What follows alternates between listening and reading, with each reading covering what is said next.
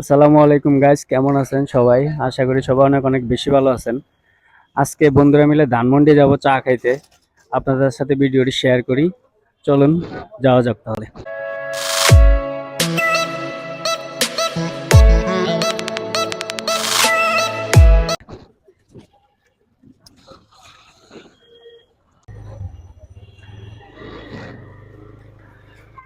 আমরা এখন আছি ফার্মগেট এশিয়ান ইউনিভার্সিটির সামনে।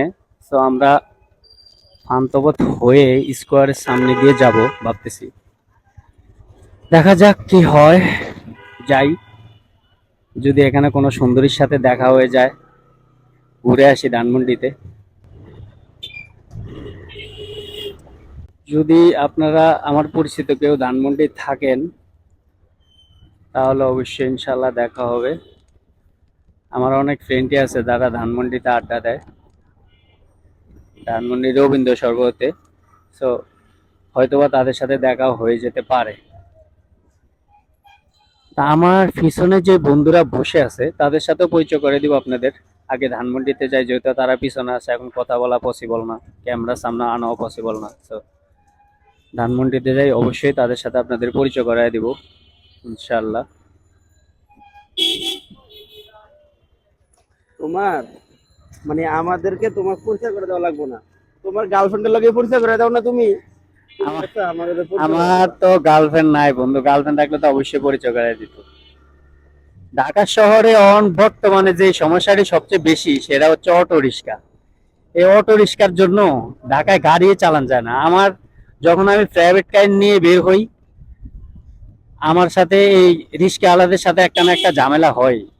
আর মোটর সাইকেল নিয়ে বের হইলেও আমি তেমন একটা ঝামেলা করতে চাই না মানুষের সাথে, তারপরে ঝামেলা লেগেই যায়। কারণ যারা অটো রিক্সা চালায় তারা এরম ভাবে গাড়ি চালায়, মানে এদের সাথে মেজাজ ঠান্ডা রাখা খুবই কষ্টকর। এরা উল্টাপাল্টা গাড়ি চালানোর মধ্যে ওস্তাদ। এজন্য আমার কাছে মানে এরা যে জায়গায় থাকে এই জায়গায় আমি যাওয়ার চেষ্টা কম করি, এদের আশেপাশে যাওয়ারই আমি চেষ্টা করি না। এরা অতিরিক্ত ফাউল। এটা আমার ফার্স্ট ব্লগ। যারা আমার ভিডিওটি দেখবেন অবশ্যই চ্যানেলটি সাবস্ক্রাইব করবেন। ফেসবুকে দেখে থাকলে লাইক কমেন্ট করবেন। আপনাদের আপনাদের জন্য এই কষ্ট করে ভিডিও বানাচ্ছি, আপনাদের ভালোবাসা পাওয়ার জন্য। তো আপনারা যদি ভালোবাসা দেন, হয়তোবা সামনে আরো ভালো ভালো ভিডিও নিয়ে আসবে ইনশাআল্লাহ।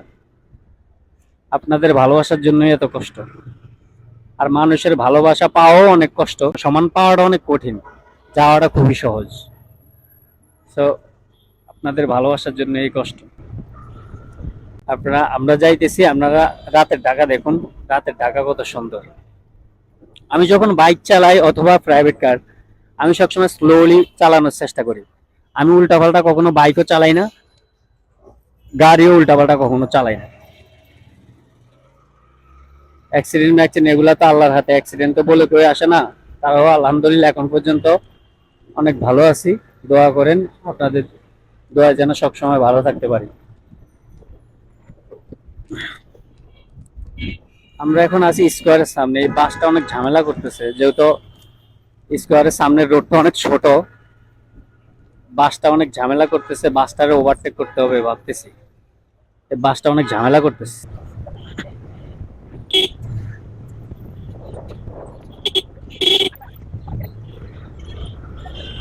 তিনজন লয়ে বাইক চালাইতেছি, পিছনের দুইজনে হেলমেট নাই, শুধু আমার মাথায় হেলমেট আছে। পুলিশে ধরলে জরিমানা আমি দিতে পারবো না, আমার বন্ধুরা দিব, কারণ তাদের মাথায় হেলমেট নাই। তুমি দেখবা যখন পুলিশের সিঙ্গেল দিবা, পিছন দিয়ে তুমি আমাকে পাইবা না। আমার বন্ধুরা এরকম না, এটা আমি ভালো করে জানি। পুলিশে যখন সিঙ্গেল দিব তখন পিছন দিয়ে আমরা দুজন নাই। আছে কিছু কিছু সমাজে আর বন্ধু আছে, বিপদে বললে পিছনে বন্ধুরা থাকে না। আমার বন্ধুরা যে এরকম না, এটা আমি ভালো করে জানি। যদি আপনাদের কোনো ফ্রেন্ড থাকে এরকম যে পিছনে তাকায় দেখেন ফ্রেন্ড নাই, তাহলে অবশ্যই ভিডিওটি সেই বন্ধুকে শেয়ার করবেন। এরকম বন্ধু সমাজে আছে। আমরা ধানমন্ডিতে চলে আসছি এখন। এই যে 15 নম্বর ব্রিজের এদিকে আছি, মাত্র ঢুকলাম ধানমন্ডিতে কলা বাগান দিয়ে। সামনে রবীন্দ্র সরোবর, ওখানে যাব, যাই চা খাবো। মূলত চায়ের ভিডিওটি আপনার সাথে শেয়ার করব। সেখানকার চা কিন্তু অনেক ফেমাস, সবাই জানেন যারা ঢাকা থাকেন। আপনাদের সাথে আজকে চায়ের ভিডিওটি শেয়ার করব।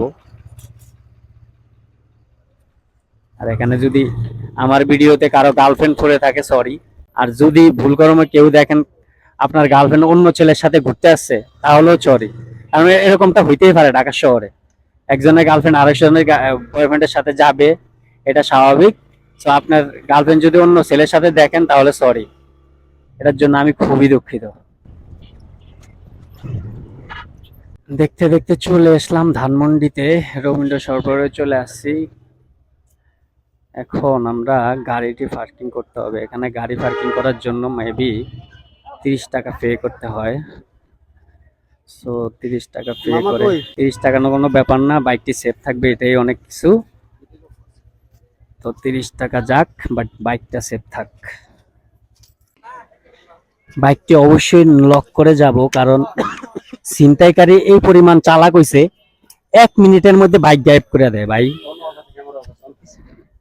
কত বছর সাধনা করে বাইক কিনছি, সেই বাইক 1 মিনিটের মধ্যে গায়েব করে দেয়। সেজন্য বাইকটি লক করে যাব অবশ্যই। আমাকে নিয়ে যাক, বাট আমার বাইক যেন নিয়ে যায় কেউ, খবরদার। আমরা রবীন্দ্র সরবরাহে চলে আসছি, এখন ভিতরে ঢুকতেছি। দেখুন আমার ক্যামেরার সামনে যদি কারো গার্লফ্রেন্ড পরে থাকে সরি।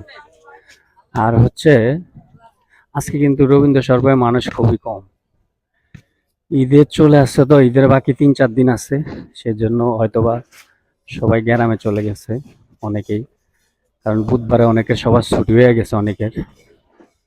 আর আজকে তো সরকারি বন্ধ হয়ে গেল, সেজন্য মানুষ একটু কম আজকে। আমরা একটু চা খাবো, এই বন্ধু চায়ের অর্ডার দে, চাটা নে। আমরা একটু চা খাবো, আপনাদের সাথে চায়ের ভিডিওটি শেয়ার করব। এখানে 2 রকমের চা পাওয়া যায়। মাটির কাপে চা যদি খেতে চান তাহলে 30 টাকা রাখবে, আর প্লাস্টিকের কাপে খেলে 20 টাকা রাখবে। সো আমরা গরিব তো, সেজন্য প্লাস্টিকের কাপেই খাইতেছি। সো আমাদের বন্ধুদের সাথে পরিচয় করে দেয়, এই যে আমার বন্ধু ইমন, আমার বন্ধু সজীব। সজীব হাই। হাই। এই বন্ধুদের সাথে পরিচয় করে দিলাম। চায়ের যদি টেস্ট চেক করতে চান তাহলে অবশ্যই ধানমন্ডি চলে আসবেন। চা কিন্তু অনেক জোস হয়েছে বুঝছেন, মালাইসা জোস।